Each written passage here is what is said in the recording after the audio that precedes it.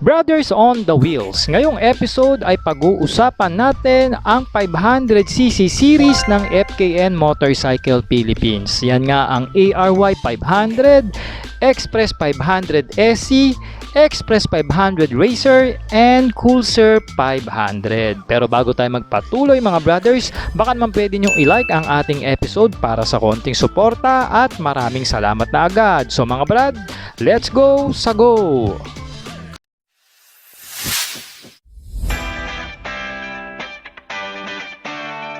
Mga brothers, available na sa Shopee ang ating riding jersey at iba pang mga riding gears na ginagamit natin. Nandyan yung link sa gilid ng video. Let's go! Sa go!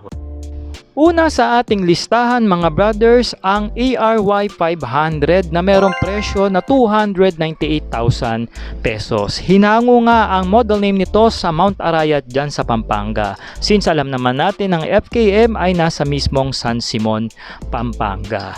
Meron nga itong rugged and sporty look sa pagiging adventure bike niya na talaga naman pag nakita ng mga rider na mahihilig o enthusiast sa isang adventure bike ay talagang maa-appreciate nila ang body design ng motorsiklong ito.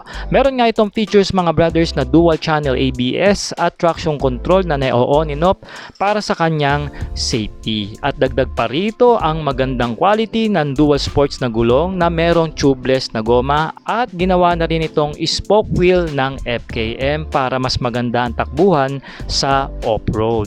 In suspension naman, naka-centered monoshock tayo rito sa likod na naka-linkage na yan at naka-inverted port naman ang ating front suspension.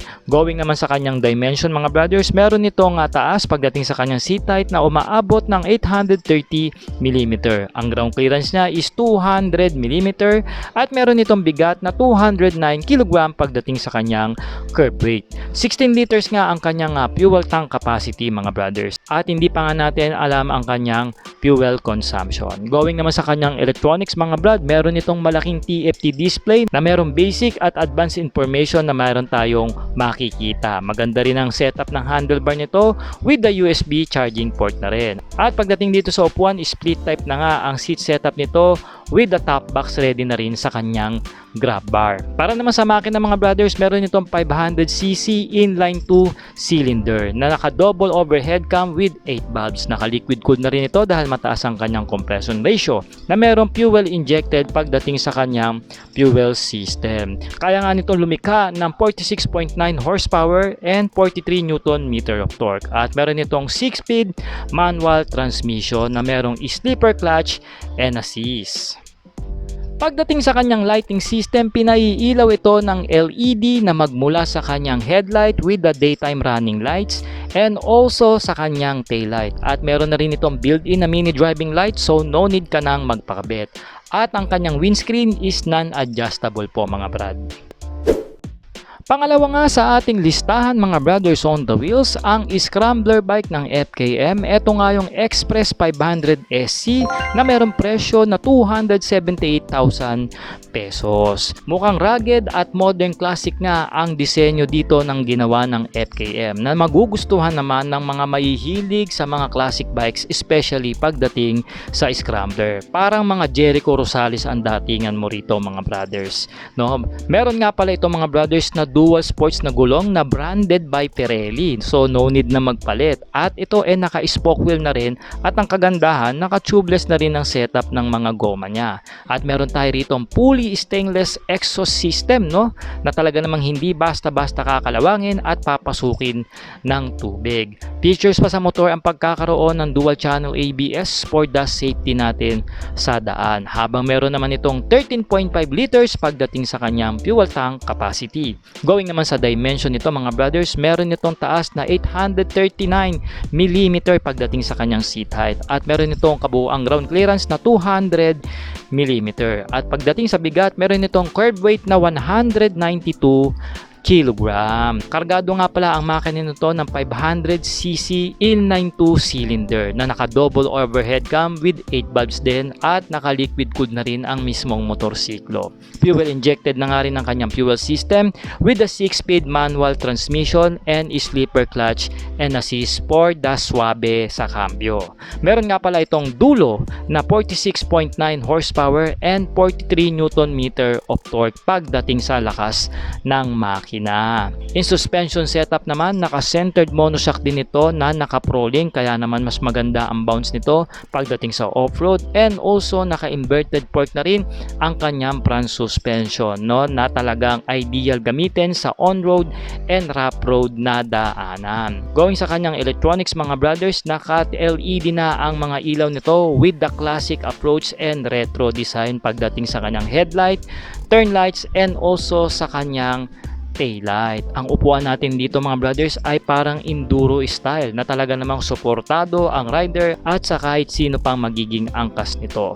Naka-digital meter na nga rin ang panel natin dito with the USB charging port and upright na handlebar. Mga brad, sale ngayon sa Lazada na up to 80% tapos may free shipping pa. Baka gusto mo mag-shopping ng motorcycle parts and gear. Link mo na yung link sa description ng video at comment section. Let's go sa go! Pangatlo sa ating listahan mga brothers on the wheels, ang Cafe Racer ng FKM. Ito nga yung Express 500 Racer na merong presyo na 268,000 pesos. Patok na patok nga ito sa mga riders na mahihilig sa classic bikes, lalo na sa mga Cafe Racer category or kahit pa sa mga brat style, no? Pagdating sa kanyang dimension, may taas lang ang seat height nito na umaabot ng 795mm. Sa mga katulad kong 5'4", kayang-kayang ito, habang meron siyang ground clearance na 200mm at kabuuang bigat na 190 kg. Ang kanyang tank capacity is merong 13.5 liters. Makikita natin ang upuan nito na naka-Cafe Racer setup, pero pwede pa rin kayo dyan mag-angkas sa inyong pillion section. Going naman sa kanyang features, meron din itong dual channel ABS for the safety sa preno at pinaiikot ng 17 inches wheel mags na mayroong tubeless and street tire na goma. Naka-upside down fork ang ating front suspension, habang naka-monoshock ProLink naman ang ating rear suspension dito mga brothers. Going sa kanyang lightning system, meron din itong rounded and retro style na headlight and custom style na taillight para dito sa likod. And of course, ang ating turn lights dito is custom made na rin ang datingan niya na pinaiilaw na rin ng LED. Naka-digital meter na rin tayo rito sa ating handlebar with the USB charging port na rin yan mga brothers. At para naman sa makina nito mga brothers, kaya nitong dumulo ng 46.9 horsepower and 43 Newton meter of torque naman na arangkada. Fuel injected na rin ang kanyang fuel system with the 6-speed manual transmission and sleeper clutch and assist. 500cc nga ang makina nito na naka-parallel twin cylinder. Twin cam na rin with the 8 valves and naka-liquid cooled dahil po mataas ang compression ratio ng mismong motorsiklo. Panghuli mga brothers, at ang pinaka-paborito natin mga brad na nilabas ng FKM, eto nga yung Pulsar 500 na merong nakakagulat na presyo na 238,000 pesos. Isa nga itong cruiser bike na inspired ang design sa mga American cruiser na meron na tayo ngayon sa market. Features nga sa motor ang pagkakaroon nito ng B-twin engine na merong 500cc na cylinder. Ito nga ay naka-double overhead cam with the 8 valves and liquid cooled pagdating sa kanyang cooling system na kayang mag-produce mga brothers ng 37.5 horsepower and 38.5 Newton meter of torque. Of course, naka-fuel injected na rin ang fuel system nito with the 6-speed manual and sleeper clutch and assist pagdating sa kanyang cambio. In dimension naman mga brothers, matutuwa kayo para ito sa mga mababang rider na hindi biniyayaan ng height na katulad ko, na meron ng itong seat height na umataas lang ng 690mm habang meron itong ground clearance na 160mm at ang kanyang bigat naman mga brothers is 193 kg. Malaki nga ang tank capacity nito na umaabot ng 16.8 liters. Pagdating naman sa kanyang safety, meron itong dual channel ABS at naka-street tire naman ang goma nito na meron tire size na 18 inch sa harapan and 15 inch naman dito sa likuran. Naka-dual shock ang ating rear suspension at naka-inverted naman ang harapang suspension nito. Going sa kanyang electronics, naka-LED na ang ilaw nito magmula sa kanyang retro style na headlight and also sa kanyang custom style na taillight. Kasama na rin dyan ang daytime running lights nito at yung turn lights mismo ng motor siklo. Split type nga ang ating seat setup dito at meron tayo ritong digital meter with the USB charging port at naka end bar pa yan pagdating sa kanyang side mirror.